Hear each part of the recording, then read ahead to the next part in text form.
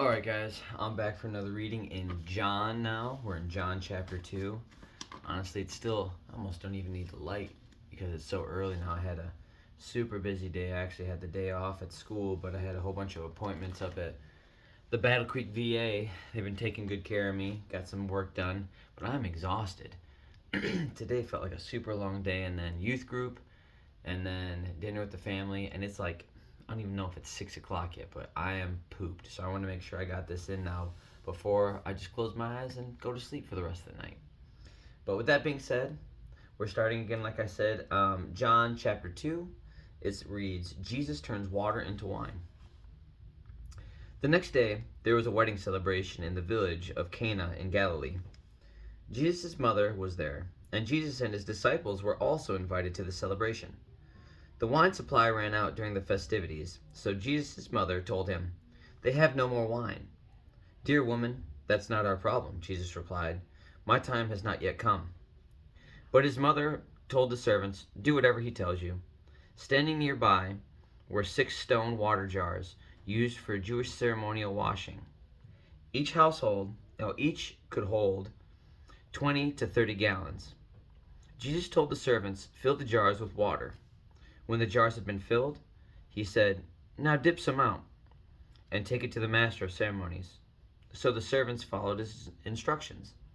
When the master of ceremonies tasted the water that was now wine, not knowing where it had come from, though of course the servants knew, he called the bridegroom over. "A host always serves the best wine first," he said.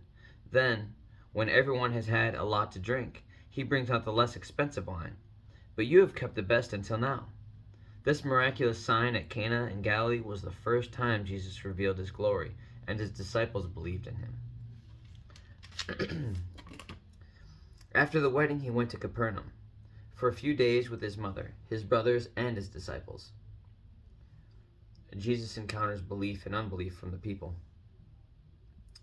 In this part, there for my Bibles, I'm going to actually read this part too. It's my since this is a study Bible, it also reads Message and Mystery of Jesus, the Son of God, kind of giving light to the next passages we're going to read. And it reads, John stresses the deity of Christ. He gives us 8 miracles that serve as signs that Jesus is the Messiah.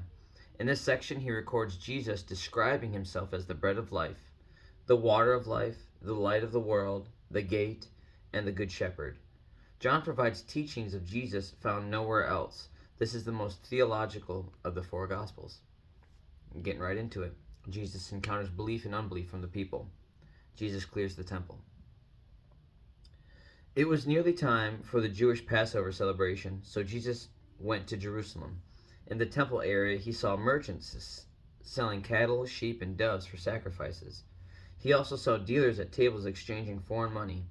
Jesus made a whip from ropes and chased them all out of the temple.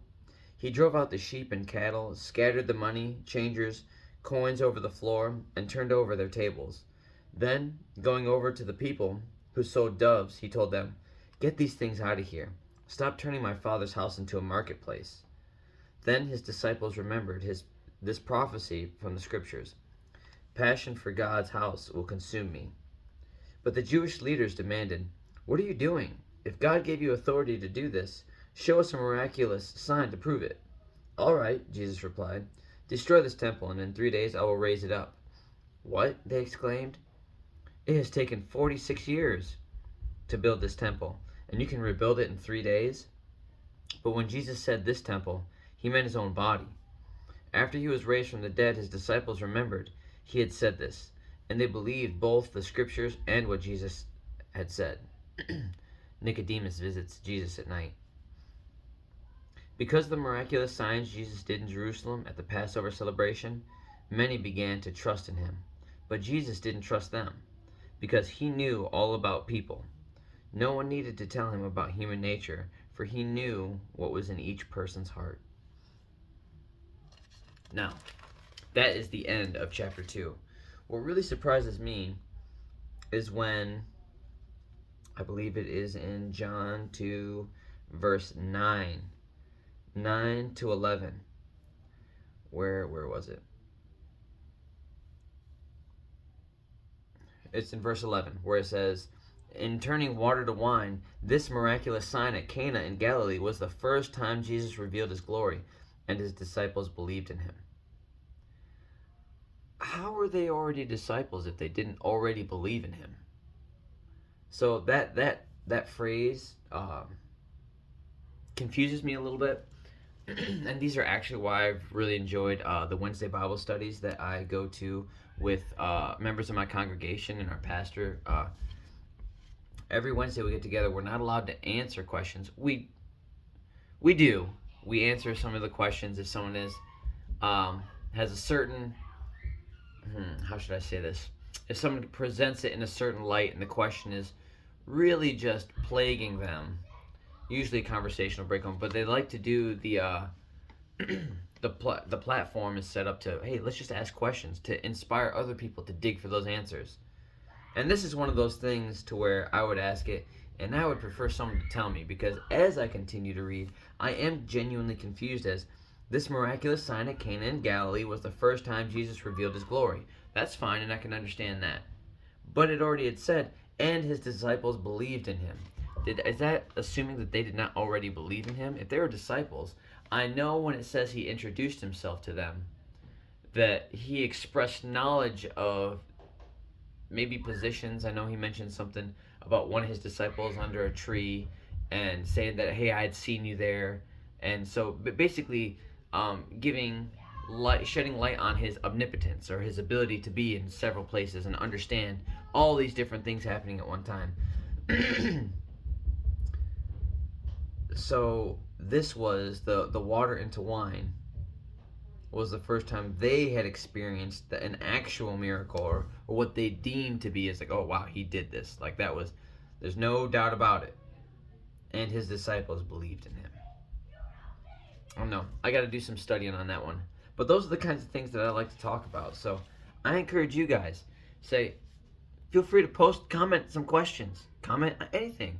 I want to open up some dialogue, because I'm going to continue to go through John, and then I think I mentioned this already. I'm going to go to Psalms, and then I want to go back to Genesis and come all the way through, obviously skipping ones that I've already created videos on. And I just want to see where it takes me. I'm expecting more peace in my life. I'm expecting more blessings in my life. But those are simply things that I'm promised. Those are things that I got to stress about. I know blessings are on the way. I know doors are being opened up for me that not only do I desire, but I don't even know how much I desire it. I don't even know how great it's going to be for me, and God's just going to bless me and my family beyond my greatest imagining. And I'm excited about that, and I truly believe that. And I'm just ready for it. On that note, have a good night. God bless, guys. And I will see you tomorrow for chapter 3 of John. And we'll get right after it, guys. Some of these chapters are a little bit shorter than those, which is nice. I kind of like that. Have a good night, and God bless. I'll see you tomorrow.